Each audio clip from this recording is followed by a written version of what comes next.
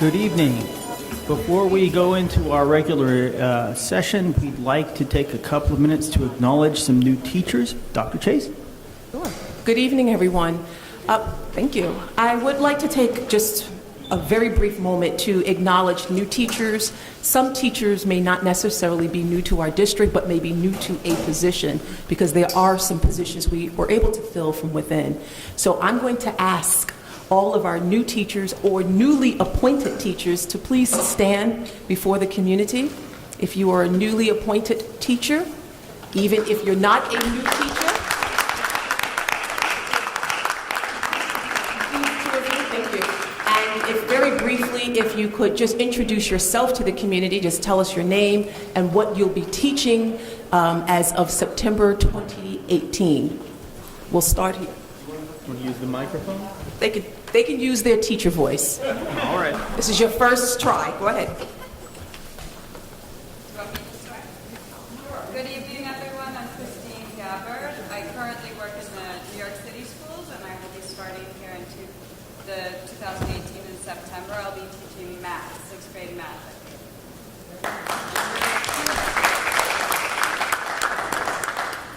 Hi, everyone. My name's Mallory Gorman. I'm going to be the Spanish teacher in high school.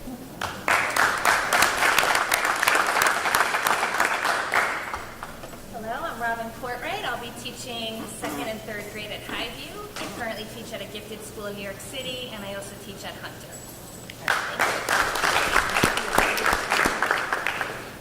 Hi, I'm Lenore Rotinelli. I'm recently working at R.J. Bailey as the school librarian, working with 4th, 5th, and 6th graders, and supporting the ALT program as well. Hi, my name is Barry Brower. I will be joining the ALT team, the awesome ALT team. Be teaching 1st, 2nd, and 3rd grade.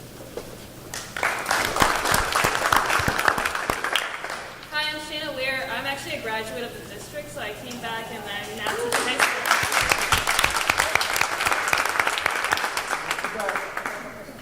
My name is Nicole Mango, and I am in the newly appointed position as the ELA ALT teacher for 4th, 5th, and 6th grade. Hi, my name is Robin Alves, and I'm also newly appointed to ALT, and I'll be teaching math 4, 5, and 6 for the ALT.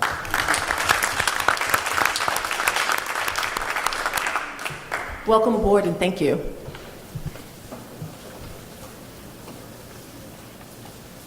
It is anticipated that the board will go into executive session.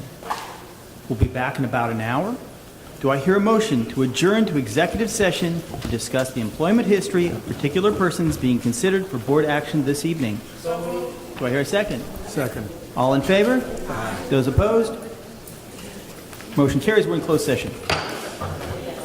In an hour. Good evening. Will you all please rise for the Pledge of Allegiance? I pledge allegiance to the flag of the United States of America and to the republic for which it stands, one nation, under God, indivisible, with liberty and justice for all. Please remain standing for a moment. No. A number of people have passed away, so we would like to have a moment of silence in honor of Deacon Jerry Franklin, Myrna Ross, and Mary Young.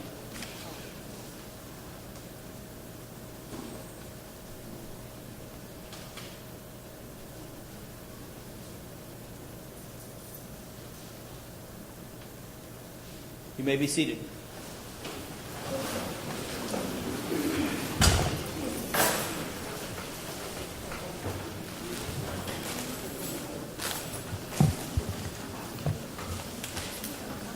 First item on our agenda is recognition for the Nettie Jackson Award. And Mr. Eric Bitterman is just about to enter the room here, and he is in charge of the Nettie Jackson Award.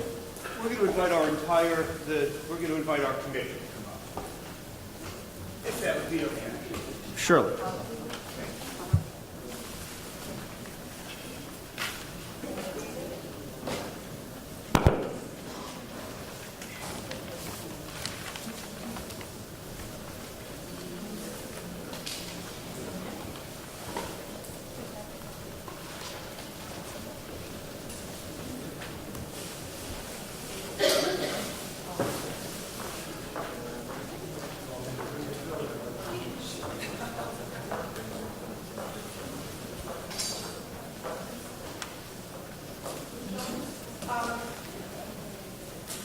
So there are committee members. First of all, good evening, everyone.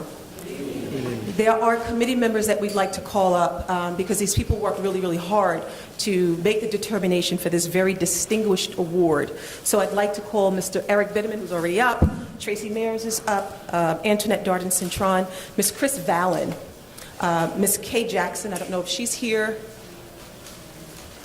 Ms. Rita Jones, and Ms. Mary Spells.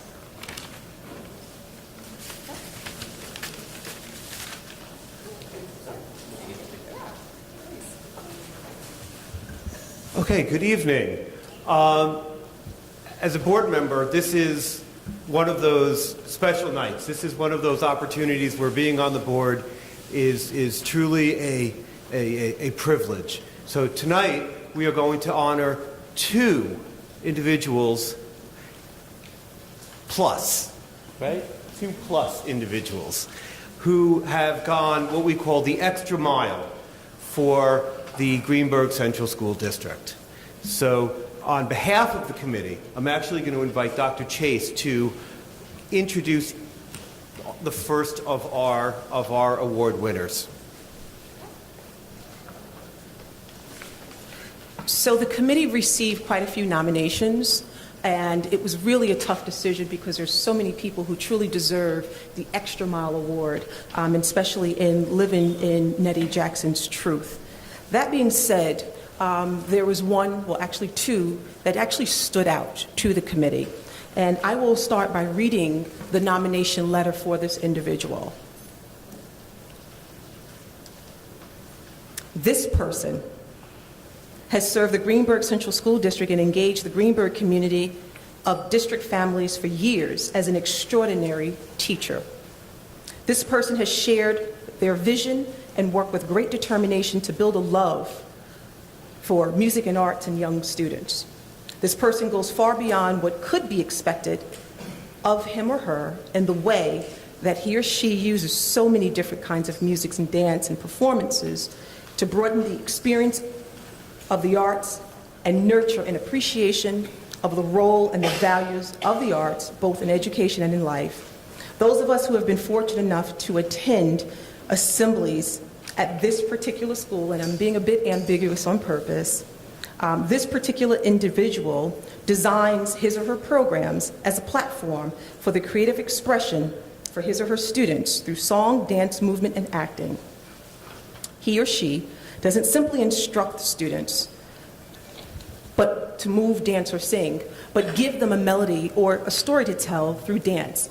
The person who nominated gave a lot of information, and I will not read the entire, but I will read the ending. The ending reads, "Many teachers lose their enthusiasm over the years, but this particular person is always trying to do more for the children. He or she holds himself or herself to a very high standard and is always shy and stays out of the spotlight, wishing to play a supportive role more than the center of attention. This person is a true teacher committed to seeing his or her students learn and grow. He or she has proven himself or herself to be a person of integrity and high aspirations. Children need to feel the joys and wonders and hopes and dreams that music and art bring to life." With that said, Mr. Peter Roberts is this year's recipient of the Extra Mile Award for teacher.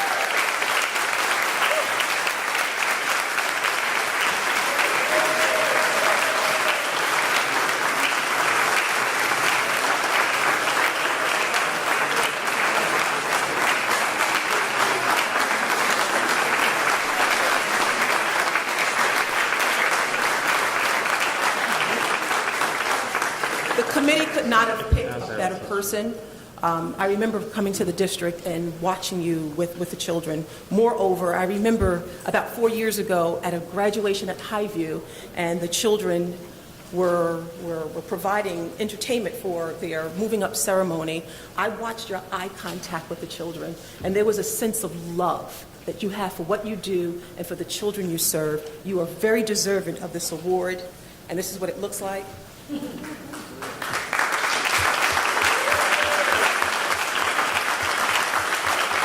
And it reads, Mr. Peter Roberts, June 19, 2018, you went the extra distance for children. Well deserved.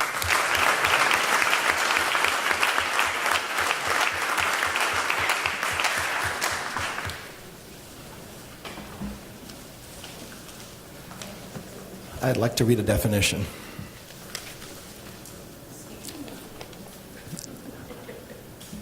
The definition is gratitude.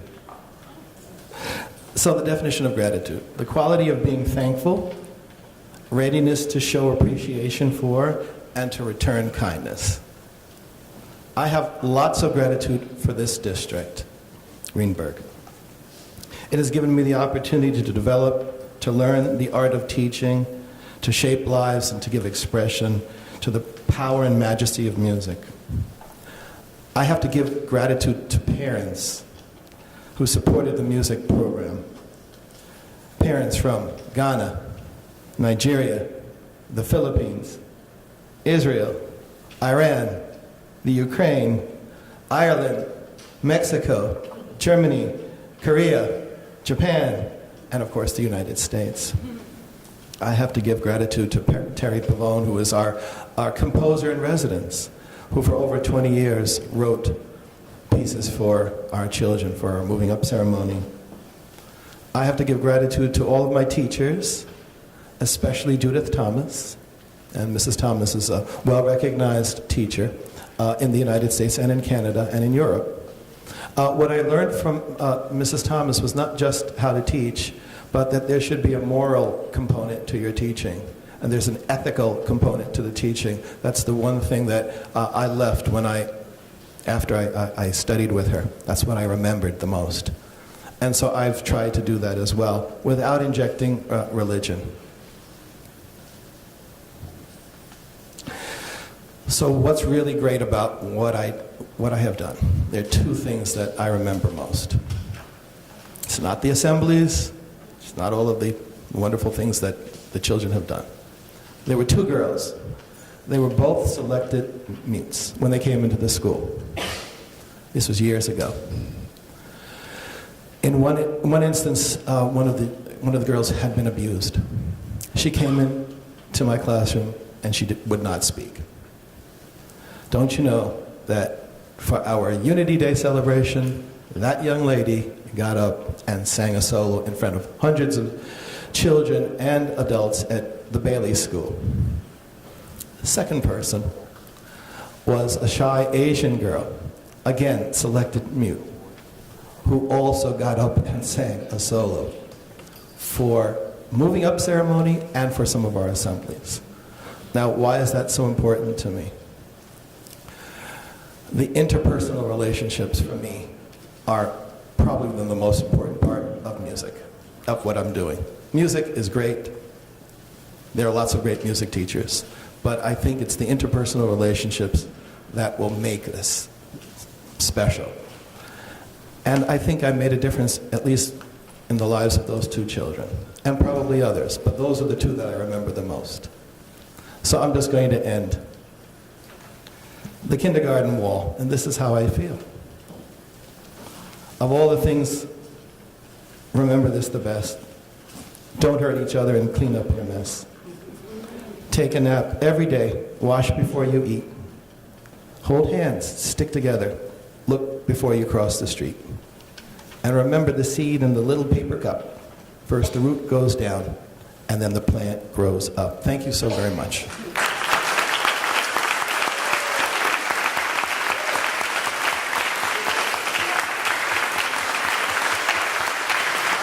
Mr. Roberts, I'm sorry, but you need to come back to get your award.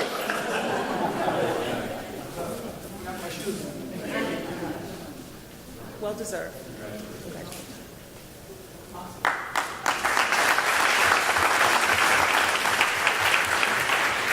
And it's important to note that Mr. Roberts was nominated by Mira Khan. I believe she's here.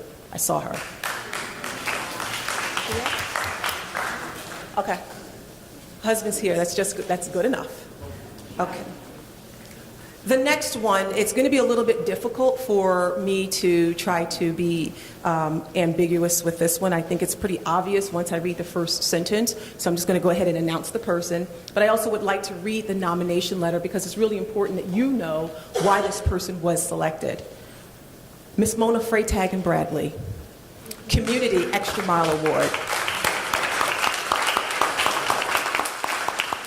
Miss Mona Freytag and Bradley, they were both nominated by Sylvia Simon, and the description reads, the children at Highview are used to seeing Mona Freytag and her dog Bradley in the classrooms. Hi, Bradley is the common refrain. Most people, however, don't know how they came to start working at the school.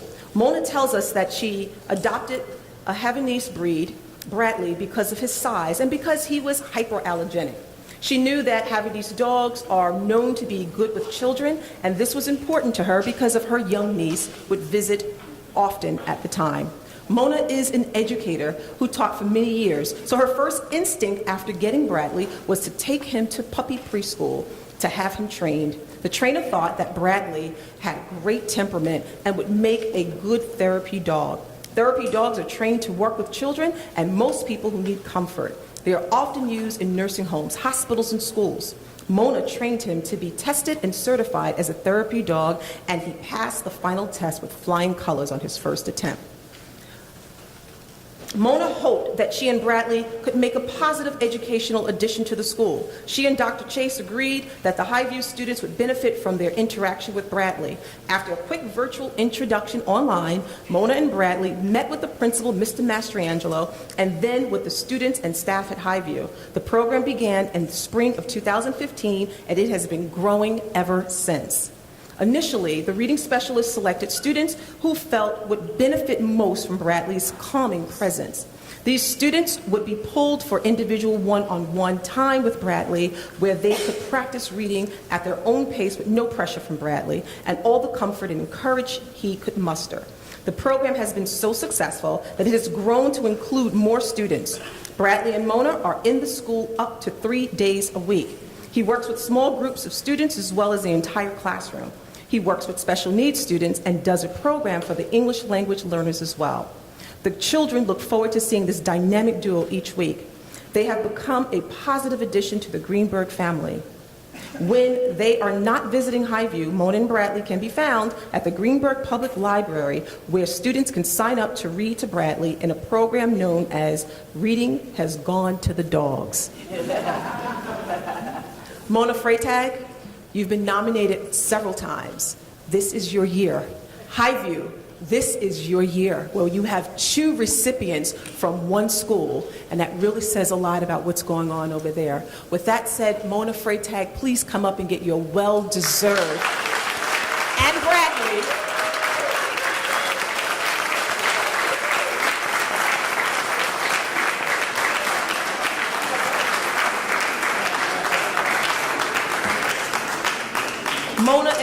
Mona Freytag and Bradley, because they are a tag team, you went the extra distance for children. You volunteered your time as well as your beautiful dog, and we thank you for all that you do to not only what you do at Highview, but also how you positively promote our school district in the community. So we thank you for that.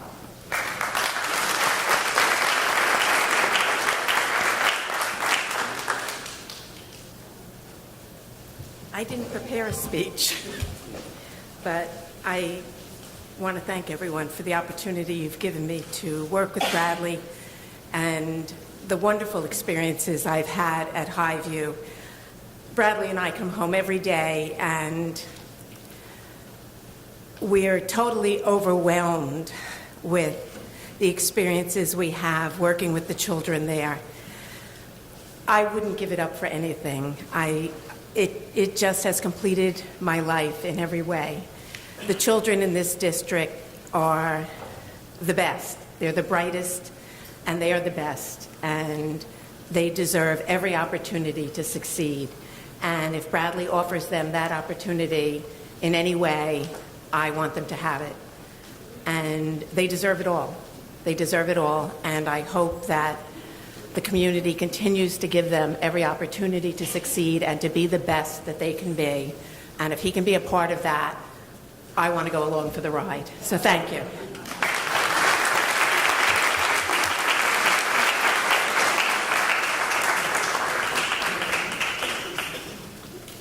You want to make closing remarks? So, once again, congratulations to our winners this evening.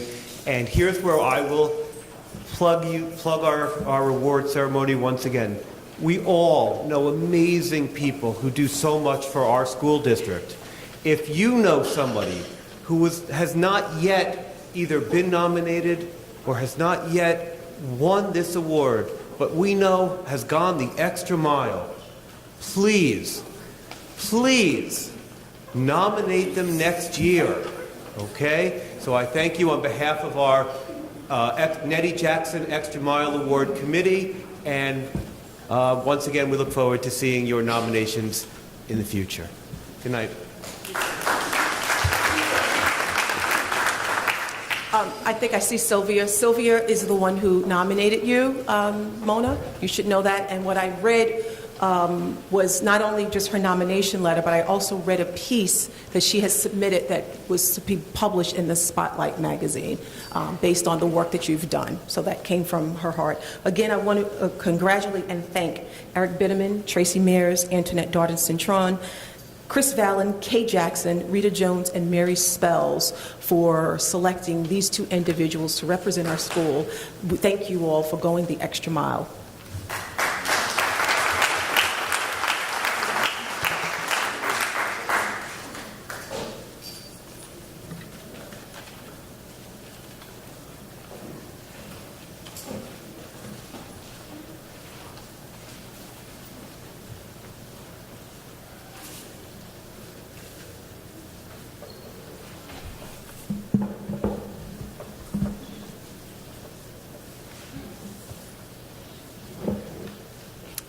And now, of course, we'd like to honor someone else.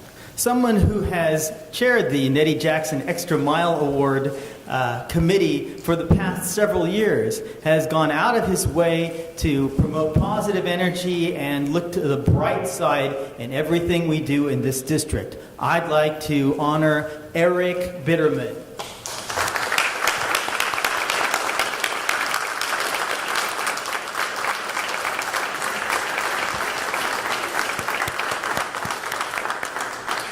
This says, presented to Eric Bitterman in grateful appreciation of your dedicated service to the children of Greenburgh CSD.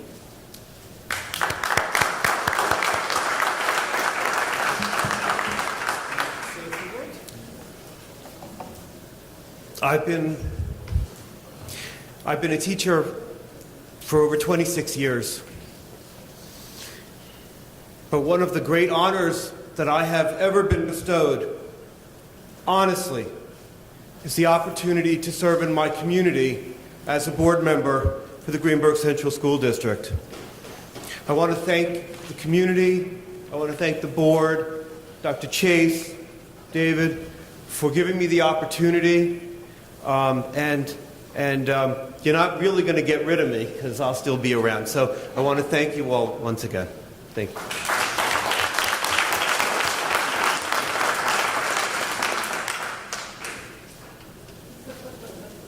This is Eric's last full public board meeting, so we thank him for his years of service on the Board of Education.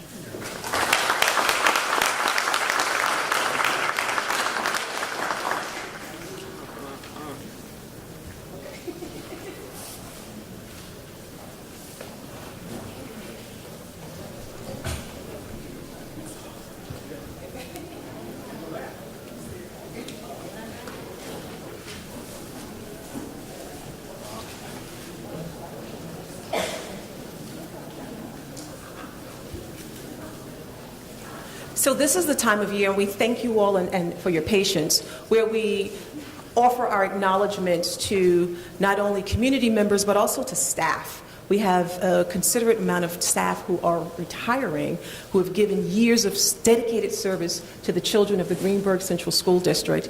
And so we'd like to take a moment just to thank them for their services. We also would like to take a moment to wish them well in their retirement and to let them know that they have definitely completed a wonderful job here at Greenburgh Central School District.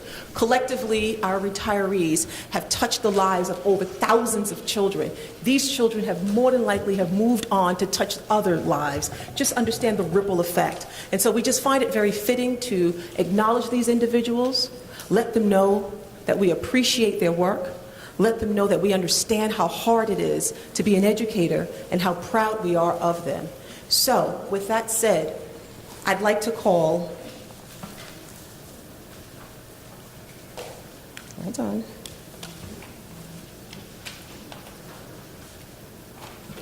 our retirees to be acknowledged, and they would like to offer a few words to our community and to the students and the staff which they work with, as well as to our board members. First person is Magda Ali, Woodlands Middle High School.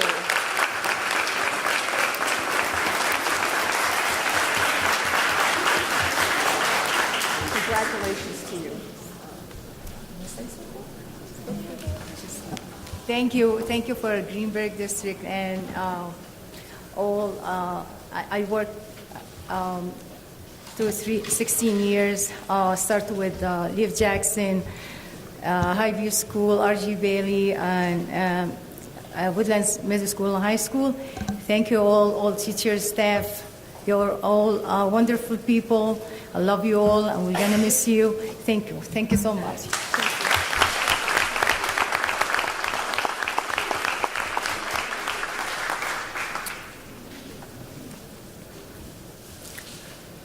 The next person, our songbird, Miss Shirley Crabb.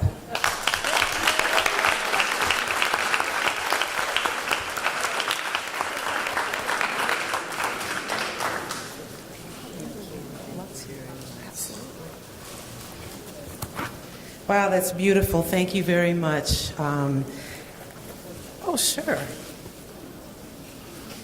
Oh, gosh, it's heavy, too. Oh, wow. I have been teaching for 32 years. 22 years of it has been here at Woodlands. And many of the board members have been students of mine, their kids have been students of mine, or I have had wonderful relationships with their kids on some level through my work with the play. And the greatest thing about teaching is seeing how your students turn out and knowing that you were there to give them a word of encouragement, to tell them that you believe in them. I still have students that come around and I tell them, you need a pep talk, just call me up, I'll give you a half an hour of you can do it, you can do it, you can do it. And they call, and it's very nice. The other thing that's really wonderful is the great relationship that you have with parents, like Rita Jones. And I see other parents, my brain is old, so I can't remember everybody's names. But I want to thank you, because those are relationships that I will have forever. And thank you so much for allowing me to serve your kids. It's been a pleasure.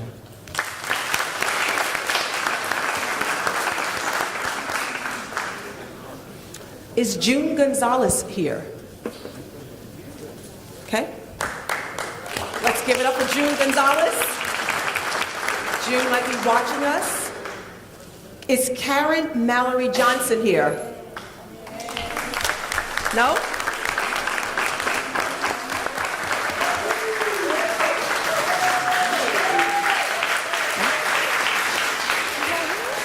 Well, we wish both June and Karen well in their retirement. I know she's here. Is Miss Teresa Robinson here?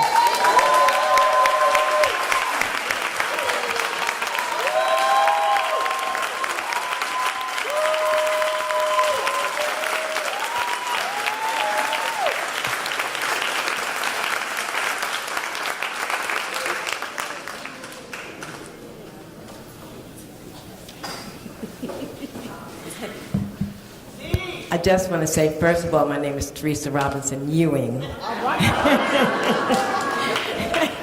I've been at R.J. Bailey for 28 years, 28 wonderful years, the best staff in Greenburgh Central 7.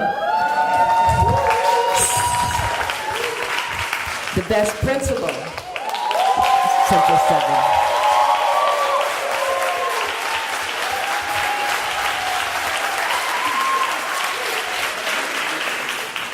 I've taught 44 years in total, and I have one motto that I always tell my kids: good, better, best, never take a rest until your good is better and your better is best.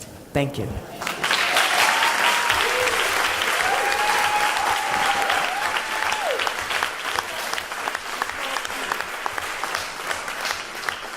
Is Juana Soto here? Come on. No? Okay. We can wait. She deserves it.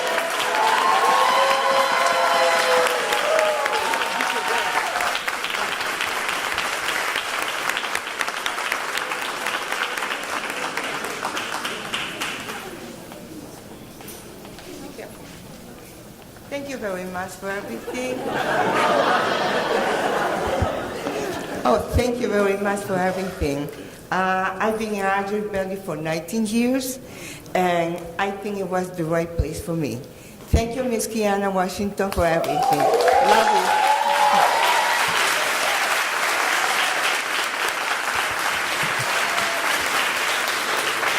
you. Is Mr. Reginald Wilson here? No. I see Mr. Quincy Wright.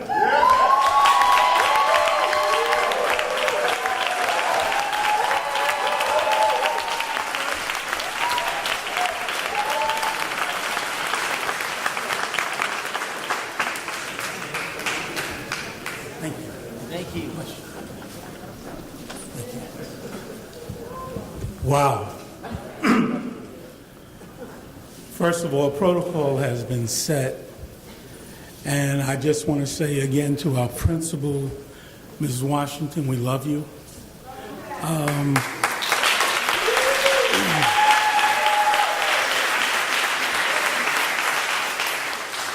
I can recall when I first came to Greenburgh, I had 10 offers from different schools in Westchester County. But I said at the interviewing committee that if Greenburgh would accept me because I'm an alumni of Woodlands, that I would park here. And so I was accepted, and I've been here for 20 years.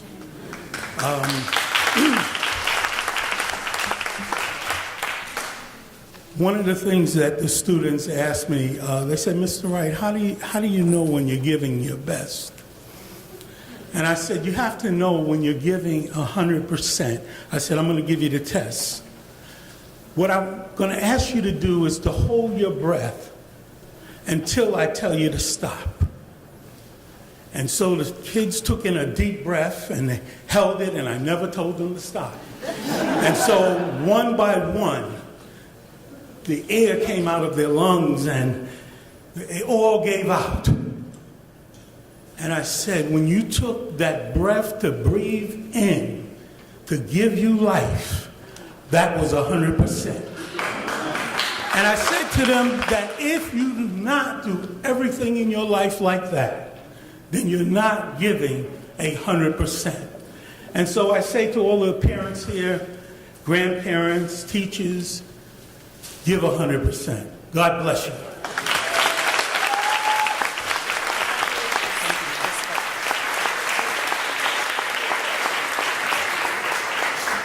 It is important to note that we have a retiree who is not with us.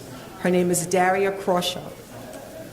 Many of you may know Daria. She was probably one of the funniest people I've met here in my 5 years in the Greenburgh Central School District. She retired in December of 2017, but she passed away shortly thereafter.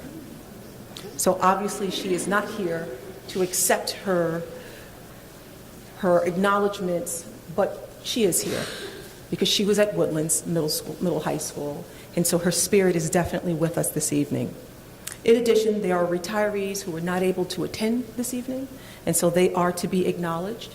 One is Joy Alter, who is a library media specialist here at Woodlands Middle High School, and she does offer the following words. Please extend my heartfelt gratitude to the board for this invitation to meet at 8 p.m. on June 19th, but unfortunately, I will not be able to attend. I have enjoyed my tenure at Greenburgh and will always be grateful for having had the opportunity to continue to the academic well-being of our students, and that's Joy Alter. There are several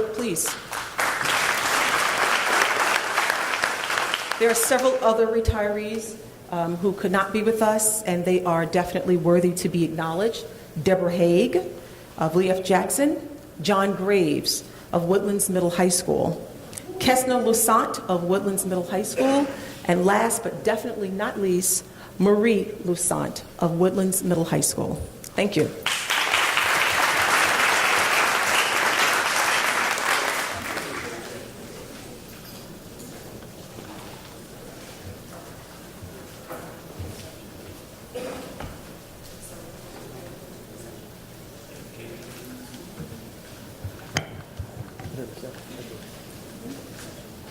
If you look to the side here, there's a table full of refreshments.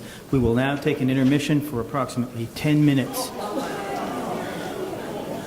Talk to you after that.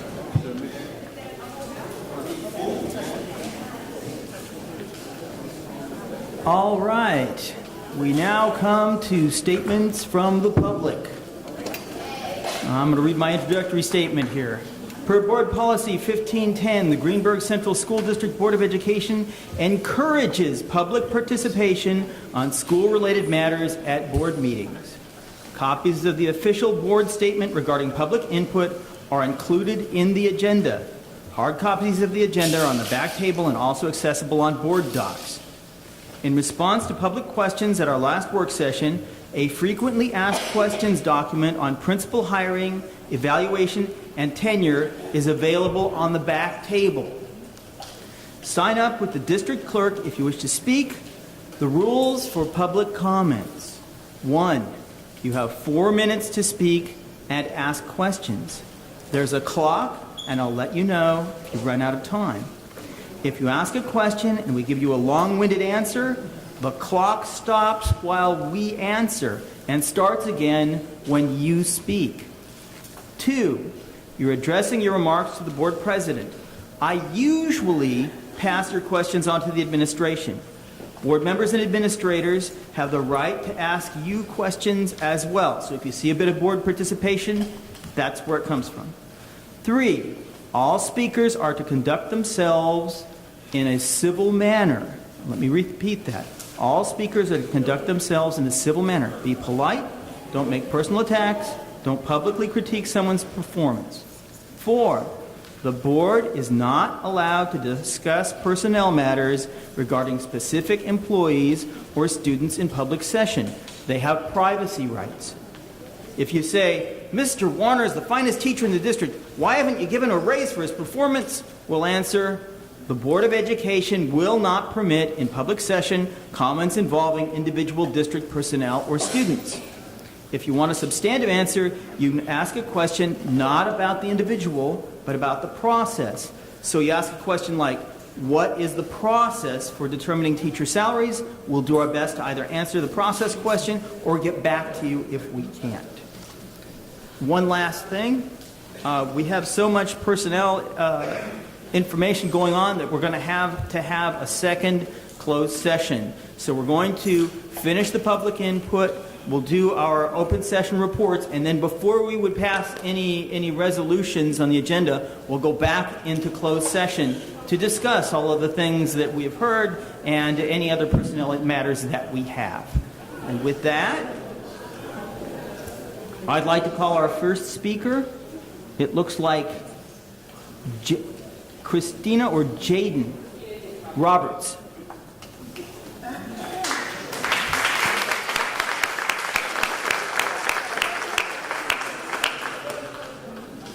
We have someone young here. We have rolling. Dr. Chase, are we good? Sure. Okay. Thank you. Good evening. My name is Jaden Roberts, and I'm a student at R.J. Bailey School. And I think we, as the students of R.J. Bailey, are asking you that you allow Ms. Washington to return as our principal in time for graduation. We also believe that she should not be in trouble for a broken computer even though she followed the procedure and called the police once she knew what was going on. We, the students of R.J. Bailey, should have a voice in all of this because it is our education that matters, and she impacts our education.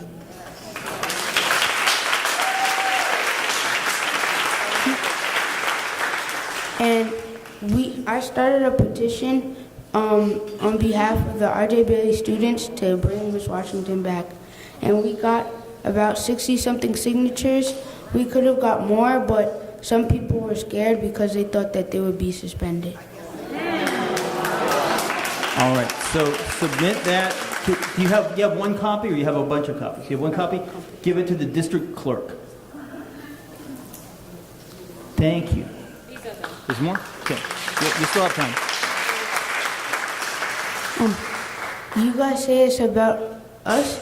I think you should value our opinion because we really care about her and we really want her to be there so she could hand out everything. She could hand out the certificates and stuff so that we can be honored from her since we've been with her for 3 years.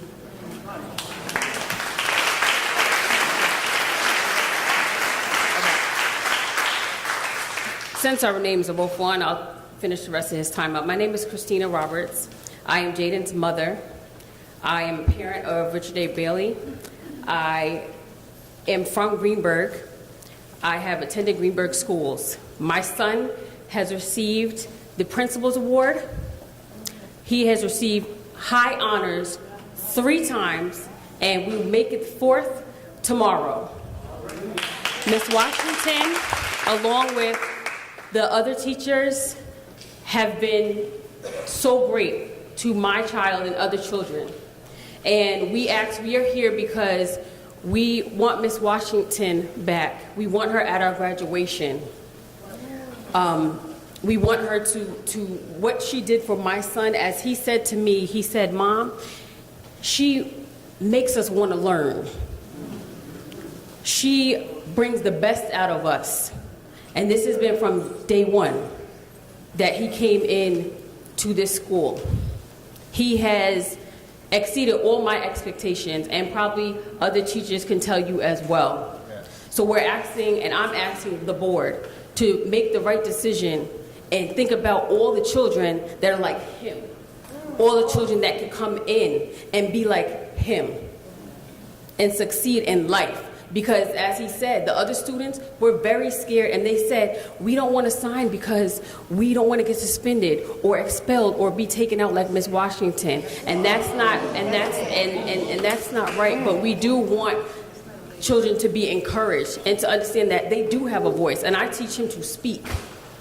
We do have a voice, so maybe that his voice may change you, may reach into your hearts. As I sent every one of you an email, that was from me, with the video and the pictures that we did on their dance to have Miss Washington be a part of it, be a part with them. We went and bought her flowers and balloons, and we wanted her to be there. That was from me.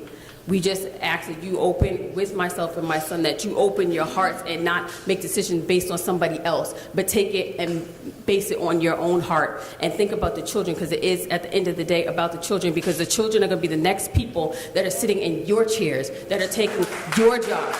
You're teaching them the right thing, because the children, they are our future. Thank you. Thank you.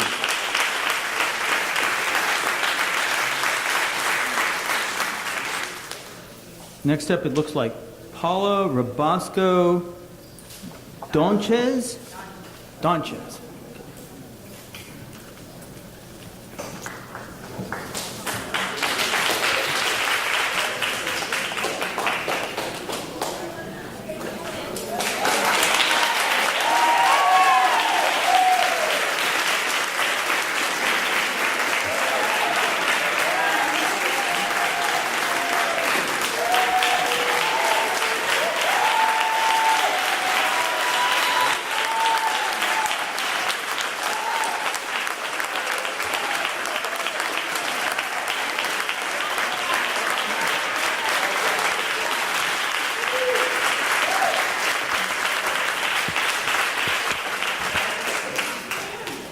Good evening. Go ahead. Thank you. Thank you, Mr. Warner. Thank you for letting me speak tonight.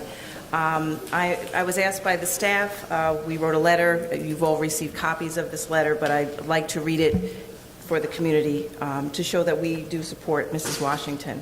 Dear Mr. Warner, it has come to our attention that there is a possibility that Mrs. Kiana Washington, principal of R.J. Bailey School, may not continue in her leadership position. We felt it was our professional and moral obligation to our students, parents, the community, to express to you and all trustees of Greenburgh School District our unwavering support for Mrs. Washington. The staff at our school is in a unique position of having benefited from Mrs. Washington's leadership on a daily basis for the last 5 years. We know firsthand how she advances the educational and social emotional goals for our students, how her steady hand guides us through complicated issues, how her warm disposition and compassion are ever present, and how she serves as a role model, inspiring staff. Parents tell us frequently that whenever they have reached out to Mrs. Washington with a problem or concern, they have come away not just reassured, but with the belief that they have a genuine advocate for their child. There is much talk of the need for community in order for students to succeed. We know that connecting with the community is much more than a series of yearly special events. It is our belief that one reason Mrs. Washington means so much to all of us is because she has lived our school. She graduated from Woodlands. Her children attend school here, and even her mother graduated from Woodlands. It is our hope that Mrs. Washington's unwavering integrity and devotion to our school and community will be recognized and that she will continue to serve as our leader. Respectfully, the R.J. Bailey staff.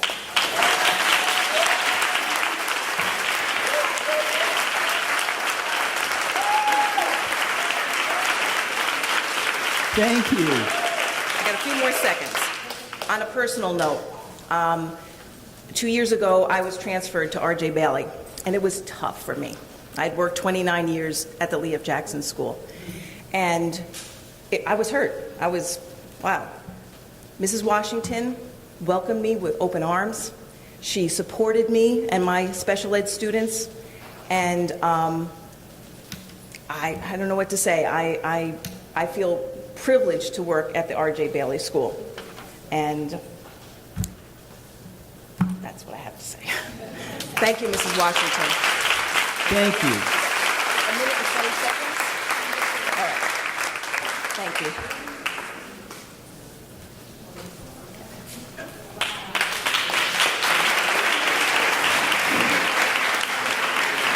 Next up, we have Patricia Weems.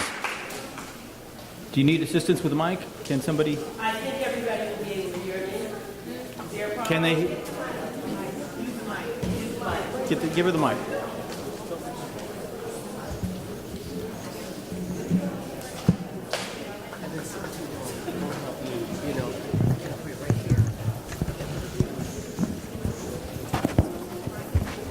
I think that's. Can everybody hear me? Yes. I'd like to address the board that represents the group of people that are here today.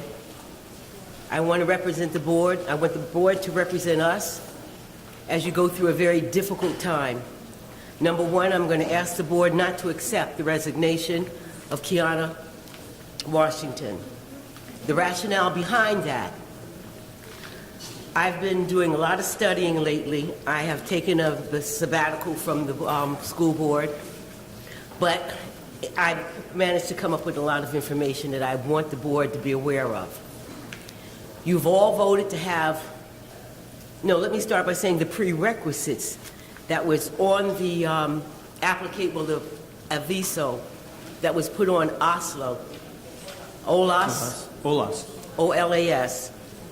stated what you wanted in an elementary principal for Richard J. Bailey. Now, that was made after a meeting that we had on May the 29th, and on June the 1st, it appeared on that monitor asking for someone to submit their resume, a viate, for employment, which I thought was, detrimental to the credibility of this superintendent that we now have. I looked at records from information that I received, newspaper articles, which you all have a copy of. I've written 2 letters. I was going to ask for questions for you to answer, but I will do that at the June 26th meeting. On this meeting, I want to do a comparison. Start by saying that Kiana Washington did not get 50% increase at Richard J. Bailey by herself. It was a team effort, the team that was standing here. It was an assistant principal. These people all got together and did a great job for the year 2016 and 2017. I don't have the scores for the New York State test for 2017, 2018, but when I have them, I will come back to this board and tell you what you should already know. That the person who you've asked to submit a resignation is one that has been at all times what we, the community, want in a principal.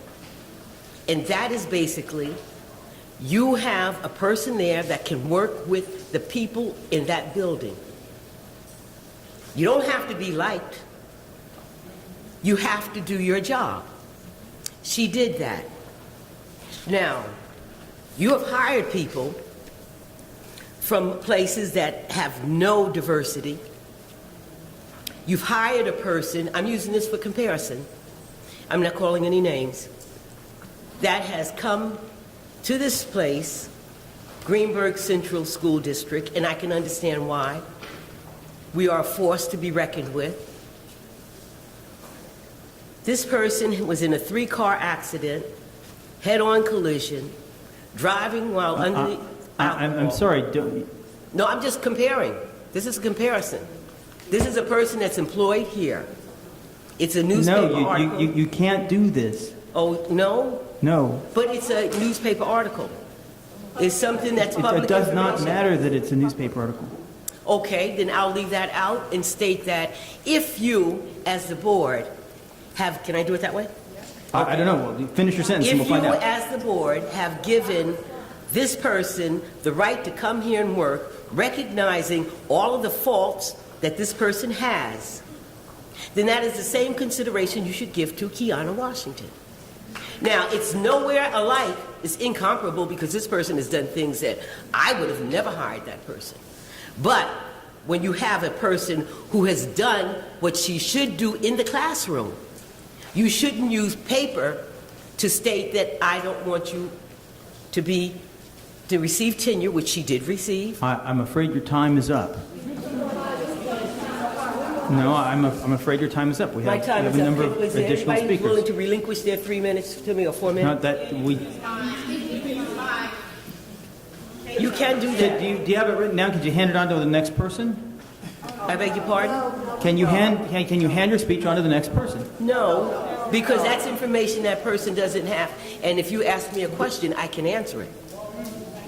Do you want to ask us a question? Because that stops. Yes, my question is, why would you hire someone who does not have, let me use what the No, gentleman all right. over here said, moral fiber. This is the recipient of the All right. award. No, I can't even allow that because we can't answer those questions. No, I'm telling you in my summation of what I'd like to present to you, that the gentleman who received the award from Nettie Jackson. We can't respond to those questions. It's not a question. I'm using Thank this as an example. We need to move on to the next person.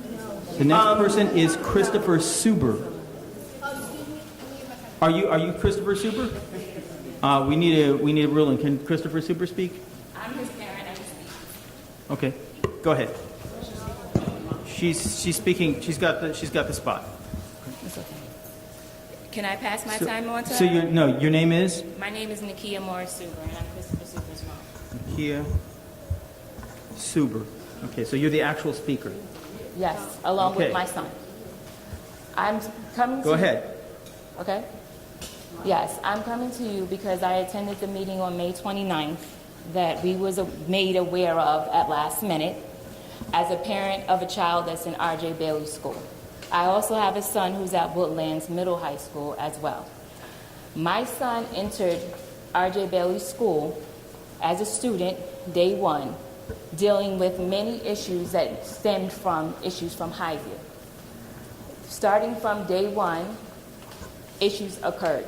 Each and every single time that my son had an issue, he was able to approach his principal, Kiana Washington. My son felt comfortable. There was many times that he would go and speak to Kiana Washington on his own and express the issues. I don't like to say bullying because I understand these kids are 11 and 12 and 9 years old, but he was, quote unquote, bullied. She continuously spoke with him, managed the situation, handled the situation, and I always felt comfortable with my son in that school. When Kiana was removed from that school, the Friday after Kiana was removed from that school, which I have emailed Dr. Chase about, my son was bullied in that school. He was grabbed around his neck in that school. The situation was not handled well in that school. And then when my son, the following Tuesday, decided to defend himself, he was then disciplined for defending himself. I, as a parent who went to Woodlands, went to R.J. Bailey, have grown up in this community, was totally disappointed. Now, I will say that when I initially tried to contact the authority figures in that school, I did not get a response that I appreciated. But I will say I contacted Dr. Chase, and all of a sudden, phone calls started ringing. I started getting emails, and it was taken care of. However, my son still had to deal with disciplinary action, while the child who attacked my son the following Friday did not receive disciplinary action, according to his parent. I just want to say one thing. When you decide to pick a principal of a school, whether it's someone from the community or not from the community, you make sure that that principal cares about the children that's in that school. You do not pick someone because they're going to go along with what you want to happen. You have to remember, my son is 11 years old. He was attacked on a school bus in Greenburgh Central 7 at 7 years old. It was on videotape, so I'm not making this up. I let Mr. Mastriangelo handle that situation. I've always respected principals that was within the school districts that you have provided for us.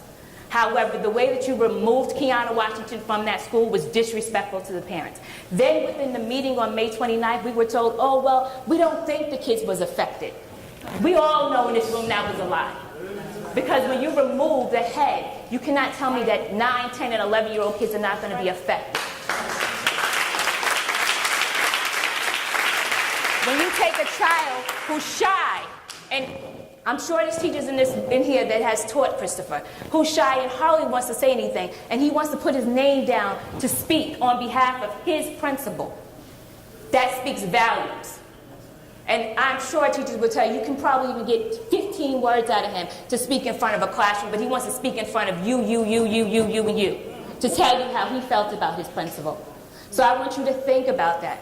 Regardless if you do not rescind her resignation or not, you think about the next person you bring into this school and how they're going to impact the children going forward. Because it's not always about what you want to happen. It's about the children that attend R.J. Bailey, Lee F. Jackson, Highview, and Woodlands. Thank you.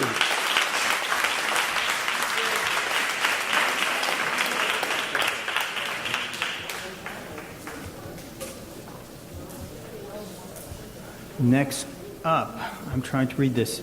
Looks like Nisela Cato.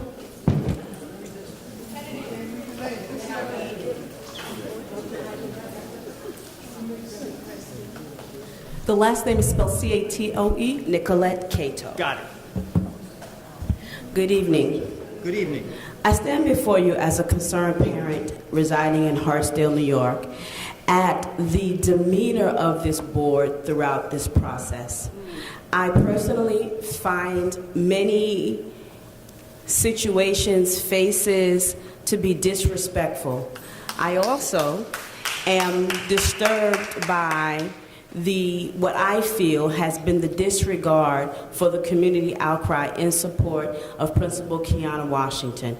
I find it to be appalling and off-putting that you would have these numbers of parents and community leaders and students out, of which I'm sure you've never seen these kind of numbers here in Greenburgh in years, in support of someone that has been a contributing member of society, and it appears as if our cries, our interests, our desires have gone unheard.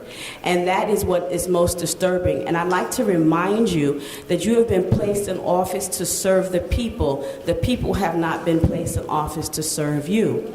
So with that being said,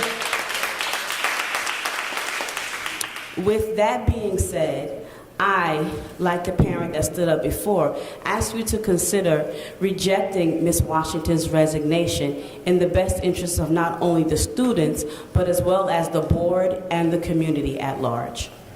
Thank you. Thank you.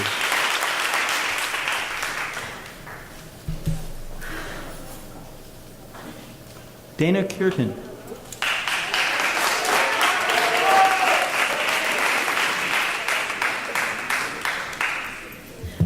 Good evening. Good evening. My name is Dana Curtin. I'm a resident of Greenburgh and have been my whole life. I attended ECP. This was my teacher right here.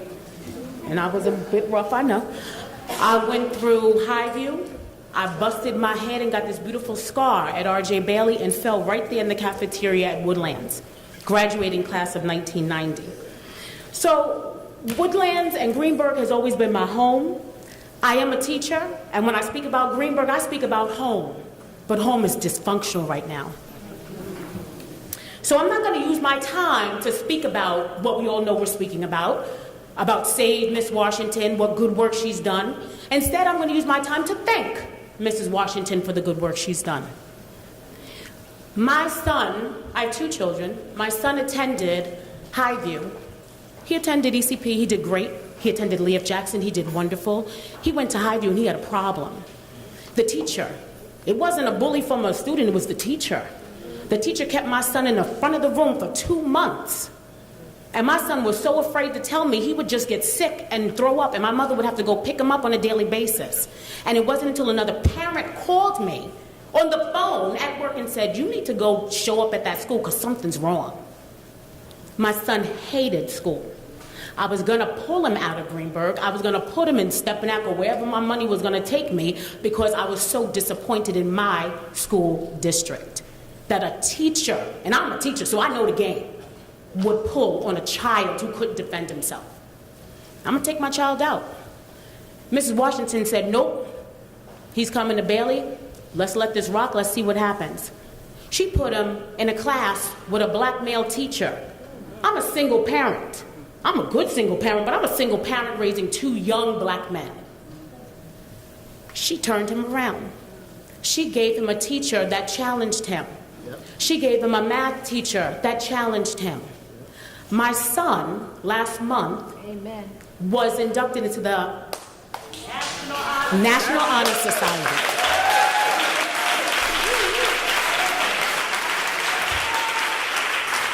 You guys weren't there. Nobody from the board showed up, but Mrs. Washington was right there. And this is right around the time that all of this is coming on. She came with her head held high and came to see my son get his award. Right then and there, that speaks volumes, to have to come in the midst of all of this with her head up high, because she has nothing to put her head down for, and come and congratulate my child. I have another son, and he's a bit of a tickler. But Miss Washington made sure he got what he needed. And when I decided that my son was just going to struggle through it, she gave me some advice. She said, you don't speak death into the life of a child's education. And I remember that, and that took me far. 3 years ago, I was featured on a Nova special, Teachers of the Future. And I remember saying that you don't speak death into the life of a child, into a circumstance of anything. After that, I was nominated for an award.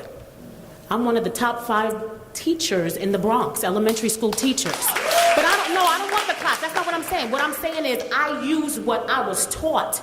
Don't speak life into the death of a child. I was taught that by Miss Washington. I was taught that by a wonderful educator. I was taught to be a part of my community. I didn't want to be on the PTA. She called me and said, we need somebody to be on the PTA. Our PTA person just quit. I joined the PTA. I was on the PTA as a 5th grade vice president, as a 6th grade vice president, and right here in Woodlands High School this year. She got me involved in the community, speaking death into a situation. So, and I know my time is up, and I'm going to wrap it on up.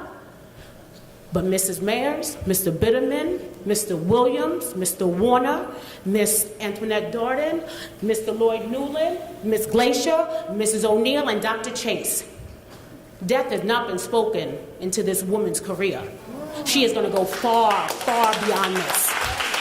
But it's a shame that she can't do it here where she can really affect change in the lives of these children.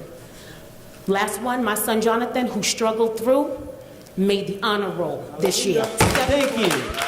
Thank you.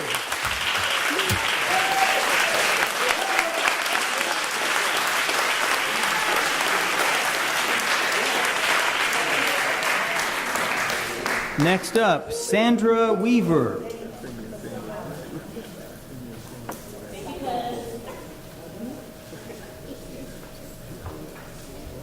Good evening. Good evening. Good evening. My heart is really troubled this evening as I sit and I listen to all the remarks made. It's our children that we're talking about. Every decision that you all sit there and make affects our children. Our children. And you cannot take that lightly. And I hear the words uttered over and over tonight. Respect. Respect. As board members, you want the community to respect you. We voted to put you where you are seated. We demand respect, and we should have respect. It is disrespectful to utilize parents' and teachers' times.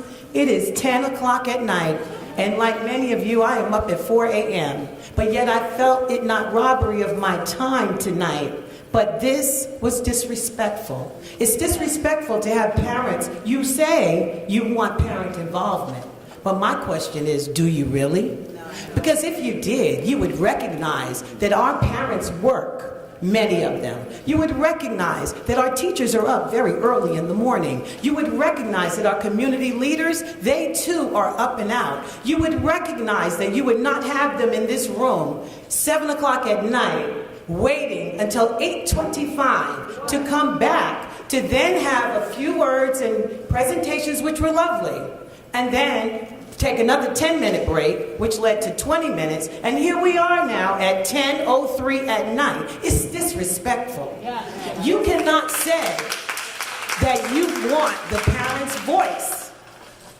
Do you really want our voices? Do you really want a collaboration if this is what you do at the time? You need to reorganize this whole board situation so that when you call a meeting at 7 o'clock, that the parents come out and they want to come out and they want to be involved. I've had 3 children come through this district, and I was a parent member. I was on the board committee members. I was a PTA from R.J. Bailey, Lee F. Jackson, the middle school, the high school, the PTA council.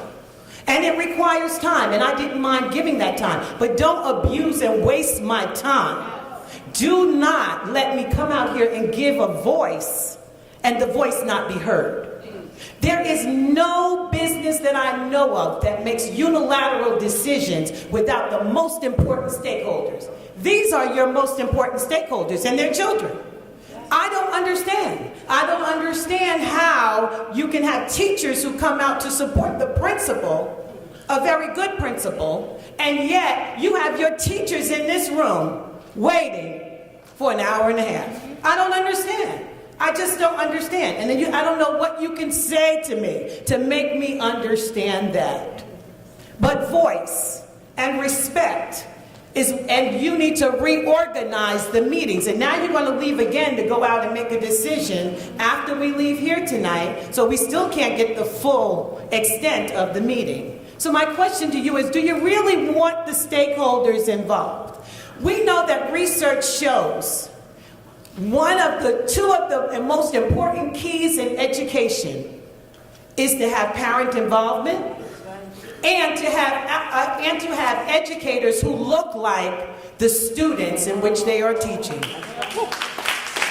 And as our educators who look like the students that they are teaching are leaving our district one by one, you need to recognize that when those resumes come across your desk, what are we really giving our children? What is the value that you really are setting precedent for? Listen to these children's voices. Recognize the parents' voice. Thank you. Thank you.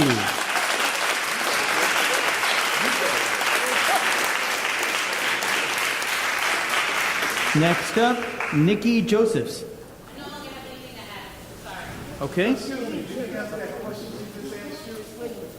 So, if I understand correctly, so why do you have to do that? We here at 7 o'clock. Why do we run out and do an hour and a half coming back? Answer that question, please. all right. So, at the end of the school year, we honor people. We have the Nettie Jackson Extra Mile Award. We honor the teachers. All of that's kind of set in stone. Okay, you know that part. Okay, so can't do anything about that. Then there's the business about having a closed session before we get to the open session portion of the meeting. We've been doing it for at least 5 years in this way. So if we changed it back without adequate notice, then people will come in at 8 o'clock and be unhappy because they missed their public input time. So we have to do it in advance. We could possibly do the closed session after the public input time. The reason for the second session is, first, we're hearing a whole bunch of stuff here, and second, we didn't get through all of our closed session stuff, and there's a certain level of respect to the public. We said, we can't sit here and finish our closed session stuff. People are waiting outside. So we came back before we finished it. So we have made an effort and decided to have a second closed session in order to let you guys come and speak and get out of here. So we're trying. We could do more. That's it. So, the meeting should start at 8:30. If you get here at 7, you need an hour and a half. So why don't you start the meeting at 8:30? I mean, why have us sitting here for an hour and a half waiting on you? Right. So, I mean, that's normally what happens. The regulars know that you don't come in till 8 o'clock, and we come in first. Change your mind about what your decision is anyway. But as you can hear, you see you're going to be hurt. Yeah. If we change our mind, then we've got to put it on the agenda well in advance. Otherwise, Children are going to be hurt because of what you have done. okay, let's go on to the next speaker. Thank you. Okay. Walter Simon.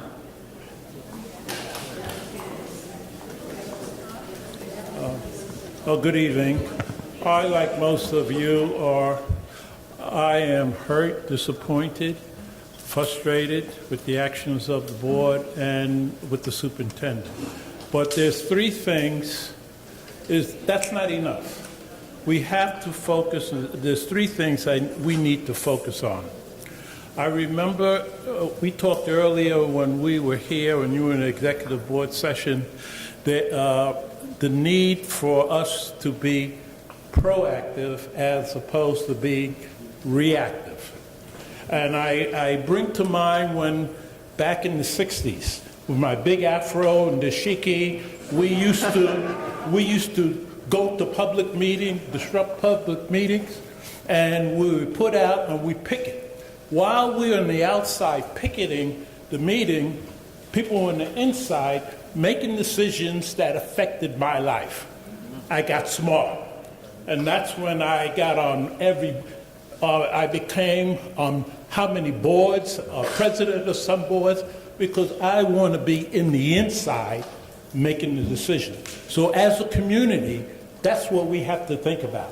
How do we come out to meetings and be part of making the decision rather than coming out after the decision is made and protesting? The other takeaway is that's saying keep your eye on the prize. The prize is the education of my grandchildren and every child in this district. That's the prize. And we have to stay laser focused on that prize. It's not about the board members.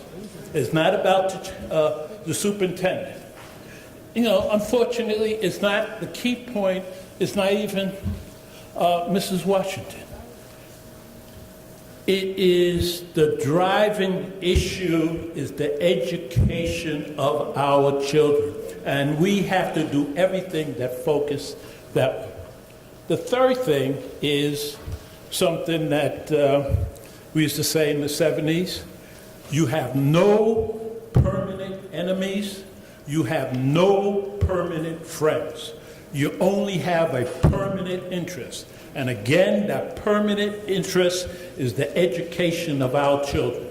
So regardless of how the final vote comes out, we have to keep our eyes on those three things. Because whether the vote is the way we want it or the vote isn't the way we want it, those three things are still applicable. And we have to focus on that.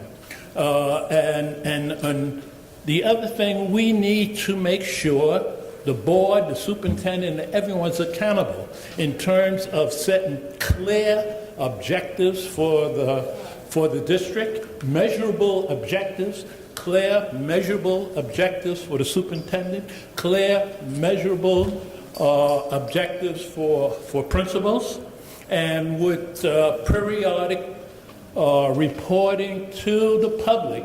How are you progressing towards those objectives? And we need that, you see.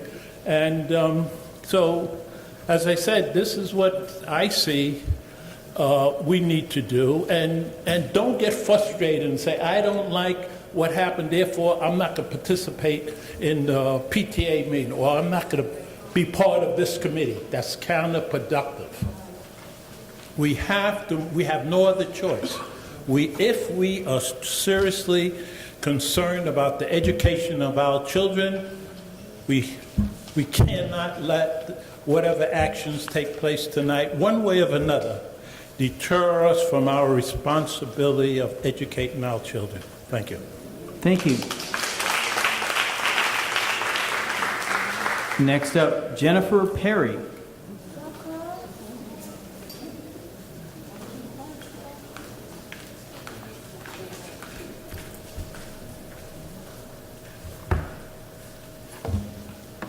Good evening. Good evening. I'm from this community. As I stated 2 weeks ago, I told you guys that we were not going to go away and we would be back, and we are here. I went through Greenburgh Central 7. I worked in all Greenburgh Central 7 schools. I'm third generation from Greenburgh. Clearly, this is political. Even at the worst, if everything you are trying to spin is true, ultimately, it does not warrant termination.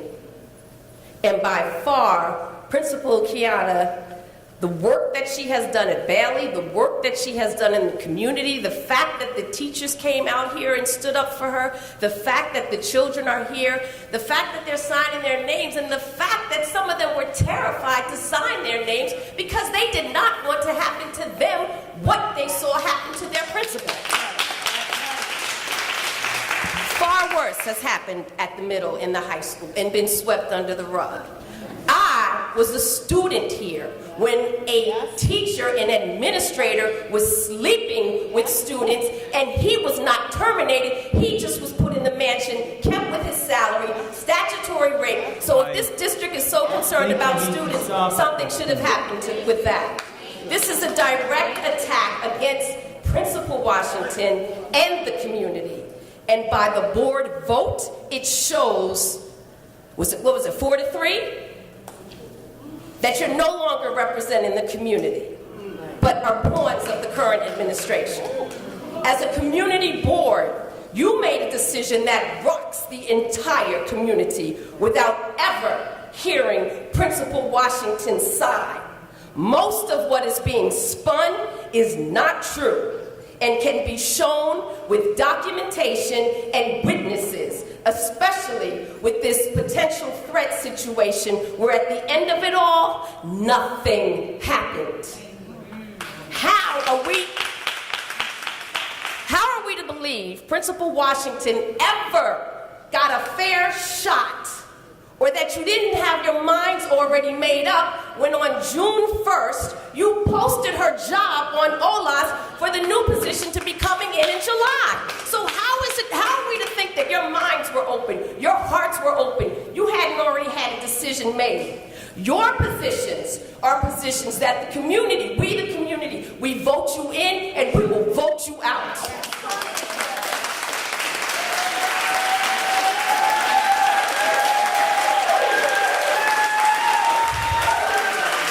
That is the power that we have. All power to the people. That's the power that we have.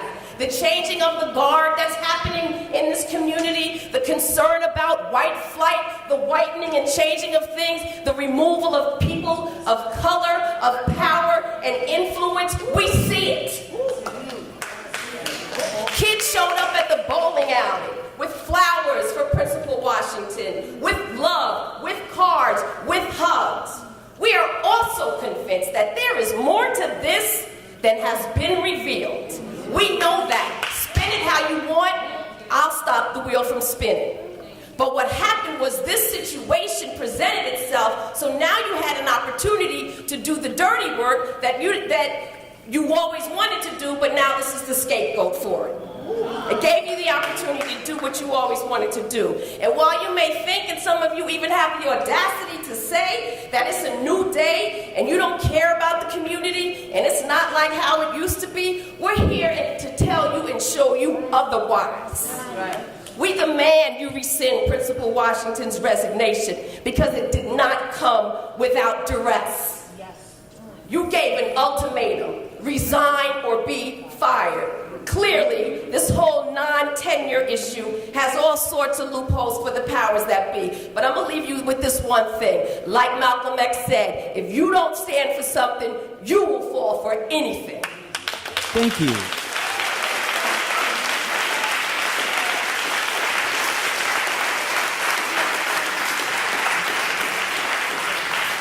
Next up, Rita Jones.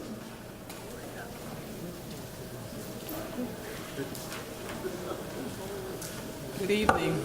Good evening. I think everything that I would have said has been said. As the board can see, everyone in this community is very concerned.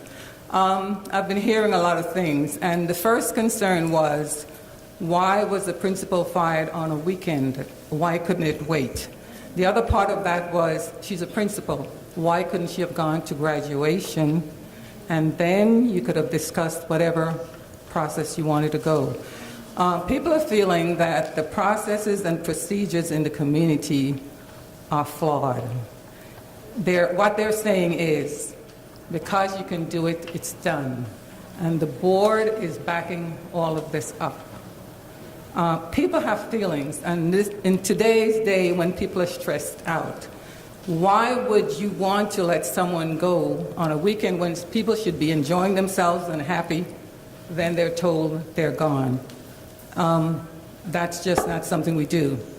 Another part of this is, I know you're putting cameras in, which are supposedly to be safe for the children, but I caution the board and everyone else. Yes, we want our children safe. We all want to be safe. But with the cameras in the building, who are you looking at? Are you looking at the teachers, the staff, and maybe spying on them to see if you can catch them doing something that you feel they should not have done? We have to be very careful that we do not infringe on people's civil rights by saying that we're trying to keep the children safe. Yes, we all want to be safe. I don't think there's anyone in this room that would want to be safe and want their children safe. But we have to be careful when we overdo things. As I said before, what I'm hearing is people are doing things in this district because they have the power to do it. And it has to be stopped. And at this point, whatever decision is made, I think somewhere in this, we're going to have a big meeting where community can come with the administration and the board and discuss things back and forth, get real answers, ask real questions to know what's to move forward, because there's a lot of healing that has to be done. As I listen to the teachers at Bailey and I listen to the parents and the students, we can see the love for Kiana. I knew Kiana when she was in high school. I knew her as a principal. And let me say this, we all have faults, but if you have faults, I believe there's mentoring that can be done at any level. And I think that's part of the plan, to mentor anyone in this district, and they should be mentored. Again, I would say this, the process was flawed, and now we have to try to heal, because there's no going forward unless there is something being done. And I would think it has to be done with community, administration, and board. They have to come to some real answers and know why the decision was made the way it was, why the board went along with it. And I know the board, let me just say this, I realize the superintendent has the last word, okay? She can say you can have tenure. The board cannot say anything else. If she says if you cannot have tenure, the board cannot say you can have it, okay? That's what it is. That's the rule. That's the rule. So, but healing has to be done. But I have another question on another subject here in your minutes. You have homeschooling for children, and I understand, of course. Oh, there's a flyer? Thank you. He likes me. There is homeschooling on, you don't have numbered pages. Yes, I'm sorry, you do. You do. 14? Okay. You have homeschooling, and years ago I know you used to have teachers. Is that not done anymore? You see the bottom of the page? It's not on 14. Well, then you have a different agenda than I have. Can you give us an item number? Wait a minute. Section and item. It's like a letter and a number. Okay, it is, maybe which is this? It's right here. But there's no number here. Right here. Student Services, Section I, item number 9. I-9. Okay. Why are we hiring people and we don't have the teachers doing this now?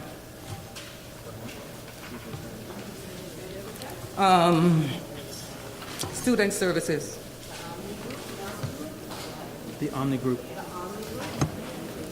Zamtic tutoring? Something tutoring? I've got 18 of 30. Does the title say the Omni Group?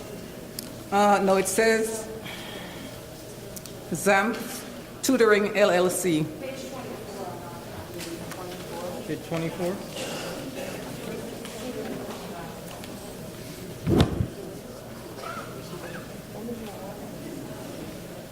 ZAMP Tutoring LLC? Yeah. Okay. Good evening, Mrs. Jones. Good evening. We hire outside contracts for students who cannot attend schools for various reasons. Typically, it's students who may physically not be able to attend school, and ZAMP Tutoring provides the necessary instruction for students who are unable to attend school.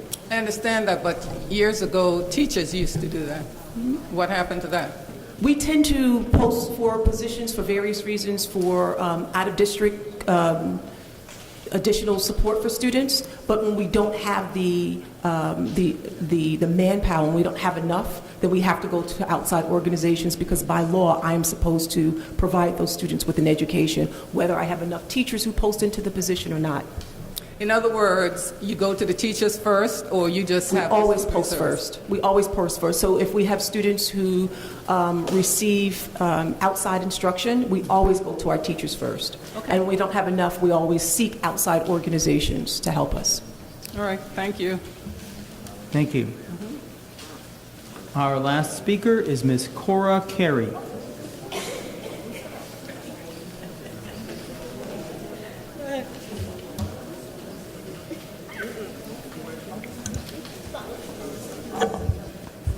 Good evening. I think I have said most of what I want to say about Kiana. and I think she knows how I feel about it. But I want to talk about some children now. And those children are our special ed children. I understand from a rumor that there's a possibility that the one-on-one privilege that some of our special ed children have will be taken away, and it will be a 1-on-2. Okay? Now, my grandson will run at the sight of a grasshopper or maybe a flea, so he needs a one-on-one. And you know I'm very concerned about the special ed department because I want to make sure that those kids get the same type of education that any other kid in the school gets. I'm not concerned about what people think, so I'm going to talk about our black and brown students. I'm a racist. That's what they call me out there. Some of the people feel that I talk too much about blackness, but that's what I am. I know nothing else. So I can't speak on anything that I am not familiar with. So when I talk about the fact that I feel that the majority of our special ed kids are of color, I say that because I want them to get the best education possible, and I want this Board of Education to make sure that they get it. We have many students that need education. I don't care if they sit in a wheelchair and dribble. If they have a one-on-one, that one-on-one needs to get off her butt, stop chatting on the phone or playing games, and help that child, even if she puts a puzzle in front of that child and says, this is a cow, and the cow goes here. That child may never be able to pick up that piece of puzzle and may never, ever be able to put it together, but at least they're getting something. I just want to say this very quickly. My granddaughter and I'm very into my granddaughter, my great-grandkids. We had a situation over at Bailey where my great-grandson was not getting what I felt and my granddaughter felt was the proper educational experience. And the teacher was kind of, she was, I don't know, I don't even have a word for it right now because it's late and I'm getting old and my brain is draining.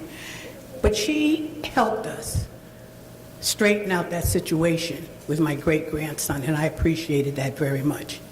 So as I said before, Kiana's going to be fine. And one day she will come back, and she will be possibly the superintendent of this school district. So I have faith in her. Okay? Thank you. Thank you, Cora. We seem to have one additional speaker. That's Bishop Preston.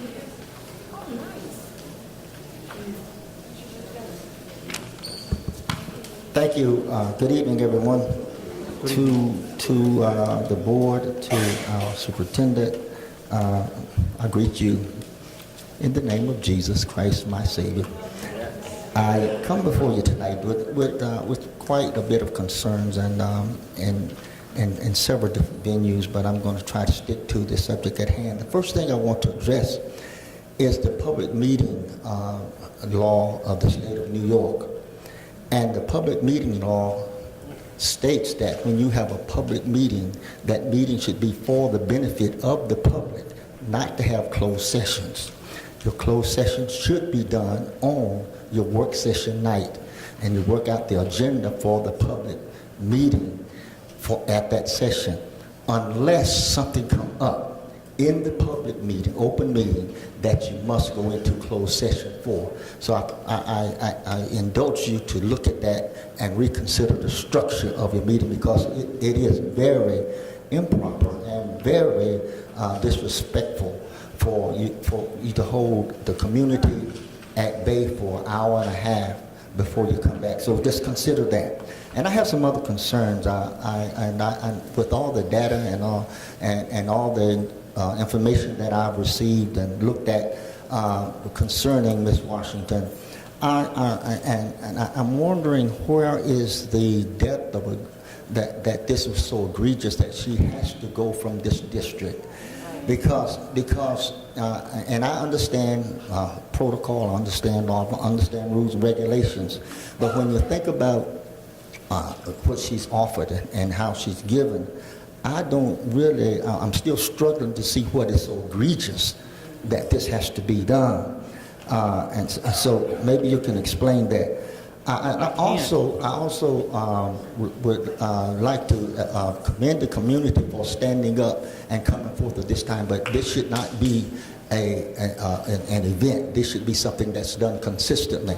I would like to see the time when we had so many people. I used to come, but now I serve on several boards and I have responsibilities that I have to attend, and I can't spread myself so thin and be a pastor of the church. And that we had to have the meetings in the auditorium. So many people attended the board meetings. I would like to see that time. And the other concern is I'm concerned about the board and how long this board will continue to operate like you operate, not hearing or not acting as if you hear the concerns of the community. The community is the people that are the people that vote up or vote down the budget. Maybe we need to resurrect Harry Lawson and start voting budgets down until the community is heard. Because these things should not take place if you're going to continue to operate like you do. And if I may speak prophetically to Kiana, the Bible says that there is no weapon formed against you that shall prosper.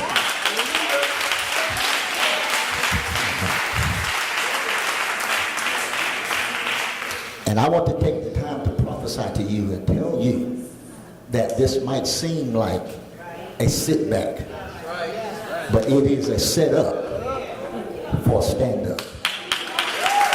Thank you, Bishop Preston.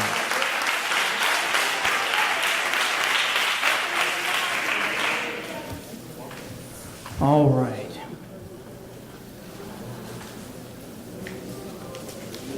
Next up, we have the superintendent's report. Dr. Chase?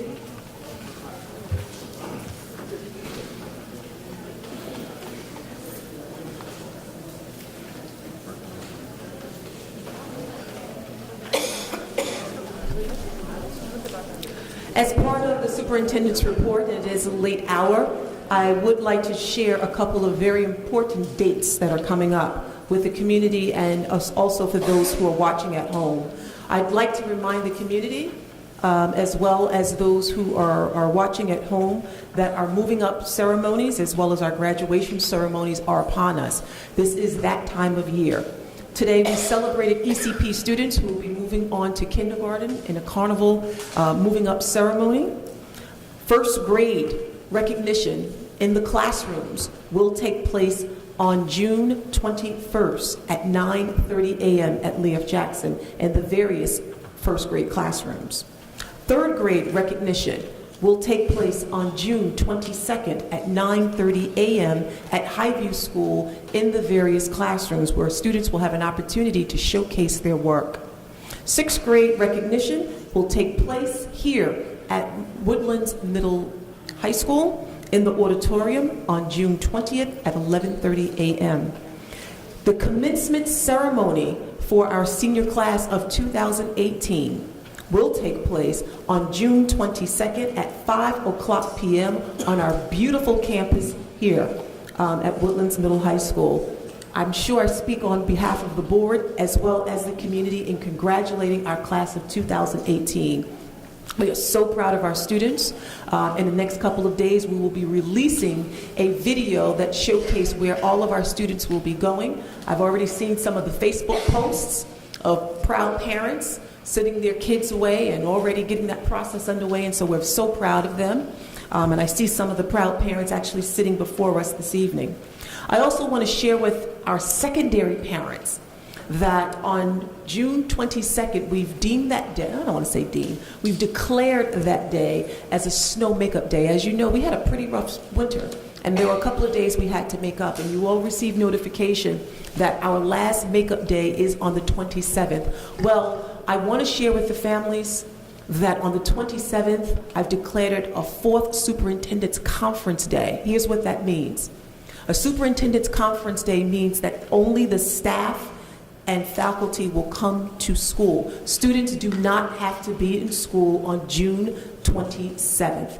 We still get credit for the day. Let me repeat that.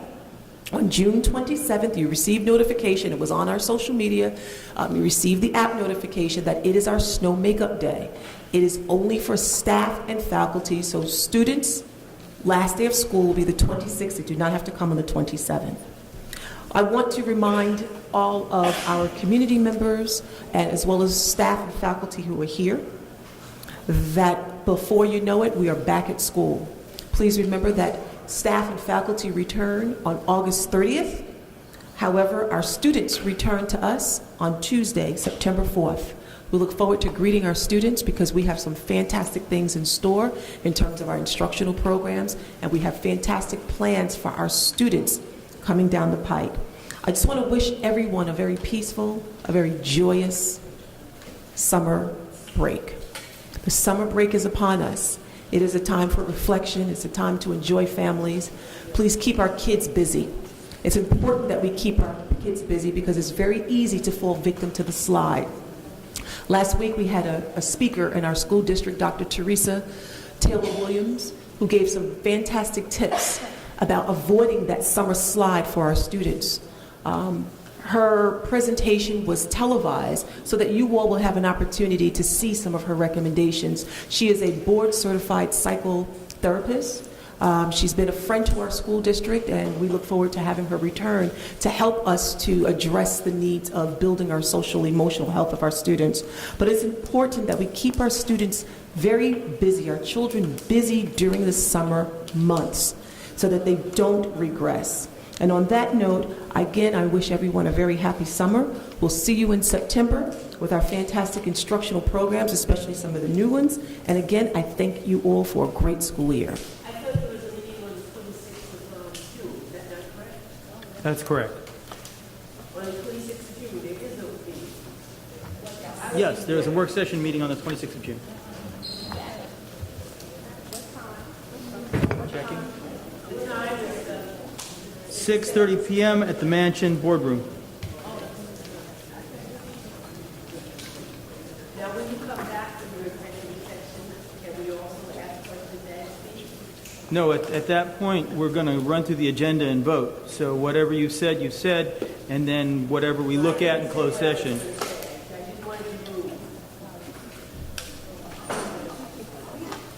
All right, next up we have committee reports.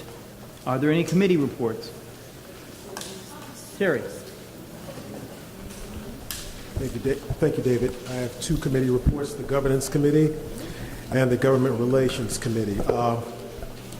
Governance Committee met on June 12, 2018.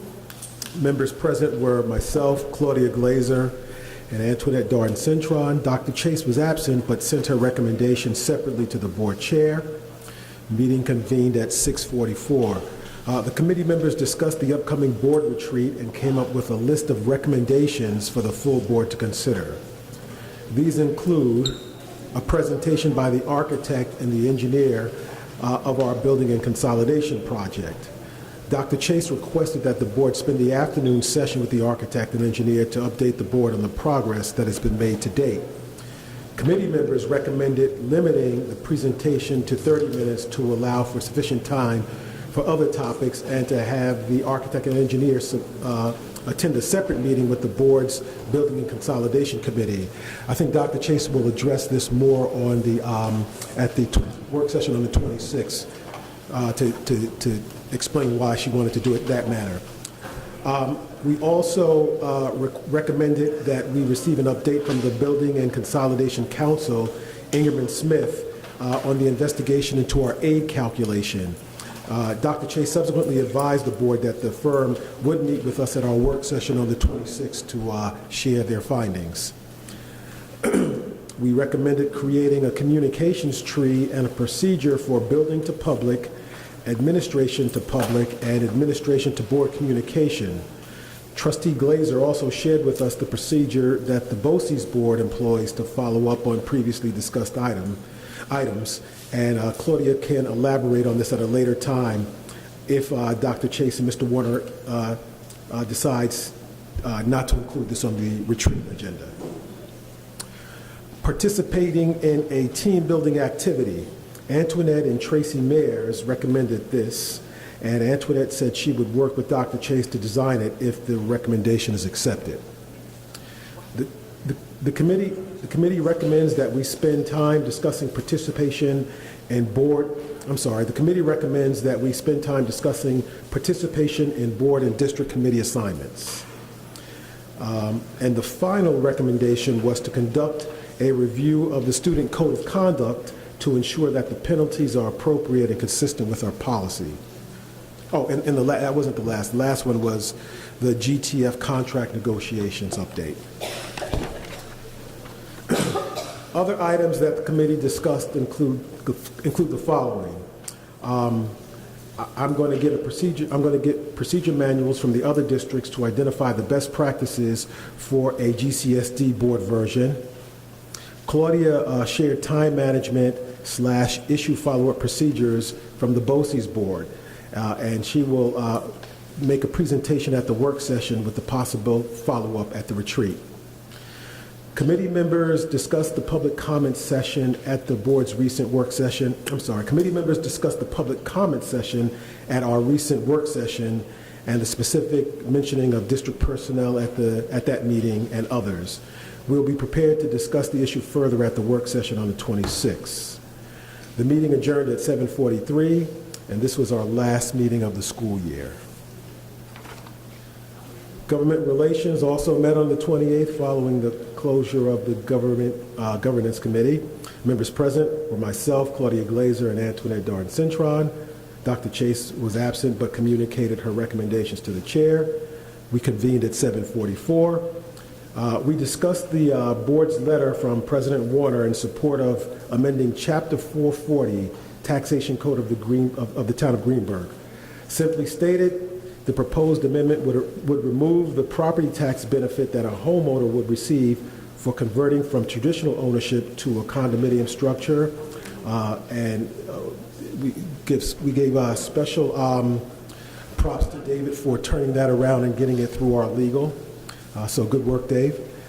Committee members requested that at the June 26th work session that President Warner share the details of the June 12th meeting with Paul Feiner and other school board trustees about creating charitable accounts for the purpose of paying school taxes.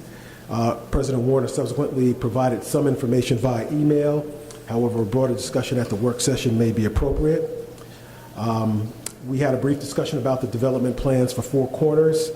Subsequent to the discussion, it was learned that the town has obtained a grant to finance a study of the redevelopment options for that parcel.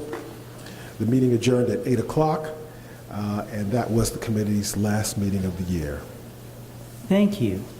Other committee reports? Eric.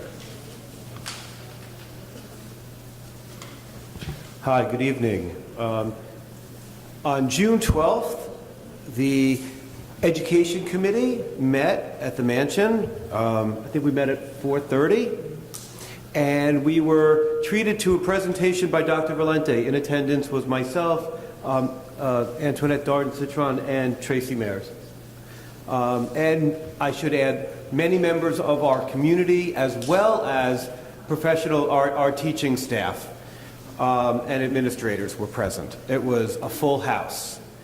And the first presentation we saw was an advanced learning program. It was an update on ALP.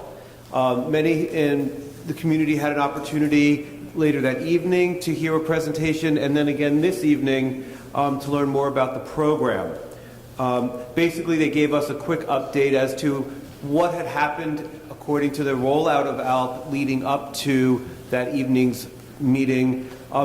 Mostly the conversation addressed an appeals process should parents have concerns and who to reach out to for more guidance. The second aspect of what we learned that day was about curriculum mapping for grades K through 3.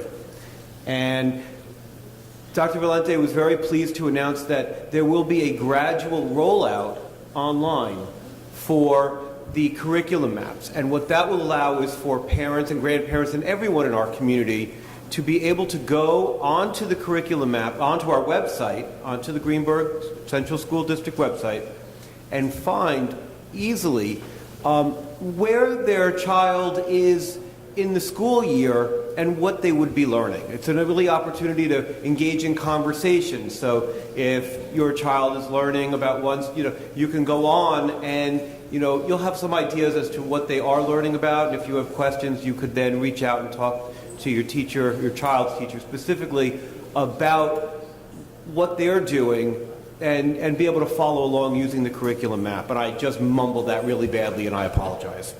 Far more articulate people than I will be presenting in the future, far more on the curriculum maps. That was my best save. Okay. Finally, the last thing that we had an opportunity, and I'll try not to go on too much longer, the introduction of a new writing program called the Writing Revolution. Sometimes I guess it's referred to as TPR. Once again, you will be introduced to the Writing Revolution by far more articulate people than myself, but I will say what I took away from that was that it's an opportunity to incorporate writing into the subject areas. So no longer should the writing process be isolated in an English classroom, but instead be presented in using common language in all classrooms. And then when we see that, and we see those methods and that terminology used, not only class by class, but we'll start seeing it grade by grade, so that students it'll just sort of become the vocabulary of the school and the vocabulary that will guide our students moving forward. So my last comment before I say goodnight is that of all the things that a school board engages in, the education committee is central. It is what is going on in the classroom.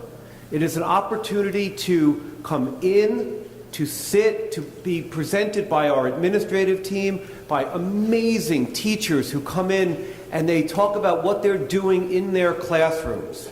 So if you are looking for an opportunity to get involved, the Education Committee is an absolutely perfect opportunity to come and see what's happening, right there with our students. So thank you very much for giving me the opportunity to present.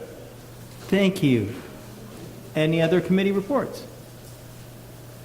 All right, I have one, the Community Engagement Committee. The GCSD Community Engagement Committee met at R.J. Bailey on 6/18. The meeting convened shortly after 7 p.m. We reviewed 2017-18 CEC activities and calendar dates for the next year. How federal healthy food rule implementation was scaled back in 2017. Allergy response protocols, that's policy 7513. A list of frequently asked questions and responses on hiring, evaluation, and tenure of district principals. That document is also on the back table here. The status of facilities repairs. Woodlands and Highview Gym and Bailey condensation tank are done. Woodlands' second boiler installation and stair treads are in progress. The new water main line's on hold until after Woodlands' graduation, so the temporary is in place for now. The Highview stairs still need more input from the architects. That's the one thing that hasn't moved forward like it should. Continuing facilities consolidation and building repair bond efforts. We hired the PR firm Focus Media. Staff groups have met, and the Construction Advisory Committee met on June 7th, and we'll meet again on June 28th. Preliminary schedule calls for a facilities bond vote in December of 2018. A2874 and S1191 condo and co-op legislation process. We heard about that from Terry. The SALT $10,000 limit workaround on your taxes. We also heard about that from Terry. Selected upcoming GCSD events. That was all the graduations, and we've heard about that from Dr. Chase. GCSD happenings. We had a photo essay with Flag Day, Highview Authors Night, Woodlands Awards Ceremonies, Spring Concerts, Senior Prom, Passages Literary Magazine, and Athletic Awards Night. Community members provided input on the following topics. Adding a do not enter sign to the Woodlands parking lot near the one-way sign we just fixed. Online lunch menus, getting them posted on time. Phone communications issues, security policy parent meeting, that we need to have one. EpiPen trained staff and supply locations and protocols. Superintendent conference day dates. Check-in routines at district events. And reassuring children regarding teacher absences. Substitute teachers. food services, modified school sports summer schedule, phone blasts for parent orientation, tenure support for teachers, leadership change announcements to parents, scheduling, and the need for additional student absence categories in our online system. The next meeting of the Community Engagement Committee is next year, 9/24/18 at 7 p.m. at Lee F. Jackson School. All are welcome. Not just community, anybody from the community can come to this thing. Enjoy your summer.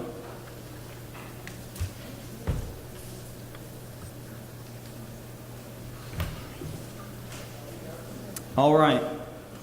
That brings us to our second, no more committee, anyone else with a committee report? Okay, that brings us to our second closed session. All right, we're going to request of the superintendent that we pull some personnel files. So do I hear a motion to go into closed session to review personnel files and for the purpose of examining the personnel records and discuss the employment history of persons for whom board action may be taken? So moved. Do I hear a second? Second. All in favor? Aye. Those opposed? We're in closed session. All right, I think we're good. Approvals. Instructional personnel items. Do I hear a motion to approve the instructional personnel items presented to the board for approval this evening? Do I hear a second? Second. All in favor? Aye. Those opposed? Abstentions? Motion carries. Non-instructional personnel items. Do I hear a motion to approve the non-instructional personnel items presented to the board for approval this evening? Do I hear a second? Second. All in favor? Aye. Those opposed? Abstentions? Motion carries. Board action items. Do I hear a motion to approve the board action items presented to the board for approval this evening? So moved. Do I hear a second? Second. All in favor? Aye. Those opposed? Abstentions? Motion carries. Finance items. Do I hear a motion to approve the finance items presented to the board for approval this evening? So moved. Do I hear a second? All in favor? Aye. Those opposed? Abstentions? Motion carries. Business items. Do I hear a motion to approve the business items presented to the board for approval this evening? Do I hear a second? Second. All in favor? Aye. Those opposed? Abstentions? Motion carries. Student service items. Do I hear a motion to approve the student service items presented to the board for approval this evening? So moved. Do I hear a second? Second. All in favor? Aye. Those opposed? Abstentions? Motion carries. New business. Do we have any items of new business? Yes, Claudia. Given the lateness, let me just be really brief. I know that we dealt with a poison ivy situation in R.J. Bailey. I do want to point out, because we have the woods, there has been a high increase in number of ticks, and as you know, they carry Lyme disease. I would just like the district to be proactive and perhaps put out something that indicates that that is the case and something to be concerned with. I know I use the trails, and it is a concern when my dogs have come home with ticks on them. Nothing there, but I know that they also attach themselves to people, and you can get quite sick from it. So I think it would behoove us, as a wooded area, that we at least let people be aware. There has been an 80% increase in for canines getting Lyme disease this year alone here in Hartsdale, White Plains, per Vetco and per Dr. Gill at the Dakota Vet Center. So that being said, there's probably going to be an increase for humans, so I'd like that just to be noted. Thank you. Should we put signs up? We have to post it in some fashion. We'll figure out how to publicize it. Okay. Any other items of new business? Hearing none, do I hear a motion to adjourn? So moved. Do I hear a second? Aye. All in favor? Aye. Those opposed? We are adjourned.